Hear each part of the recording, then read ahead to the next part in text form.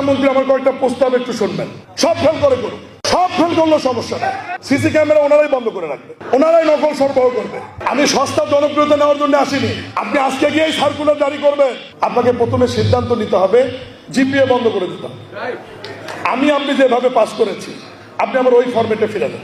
সামনের লাইনে যারা শিক্ষা প্রতিষ্ঠান প্রধান বসে আছেন, তিন লাইনে যারা, এই সমস্ত শিক্ষা প্রতিষ্ঠানে কিন্তু আমরা ভর্তি পরীক্ষা নিয়ে ছাত্র ভর্তি করি, মেধা যাচাই করি, এবং এই সমস্ত শিক্ষা প্রতিষ্ঠানে যখন আপনার শিক্ষক নেন সেটাও কিন্তু হাই কোয়ালিটি যাচাই করে নেন।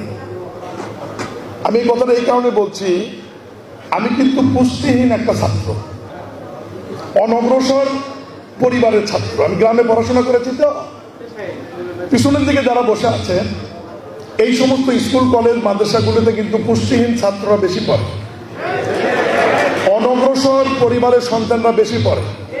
ওরা কিন্তু ইচ্ছা করলেও আপনাদের মতো ফলাফল করে দিতে পারবে না। আমি নিজেও টিচারই করেছি। আমি আপনাদেরকে চ্যালেঞ্জ দিয়ে বলতে পারবো, ওই স্কুলে ওই পরিমাণ ছাত্রকে আপনাদের এই সেট আপ টিচার যদি আমি পাঠিয়ে দেই, আপনারা যে ফলাফল করাবেন ওখানে ওই ফলাফল করাতে পারবেন না।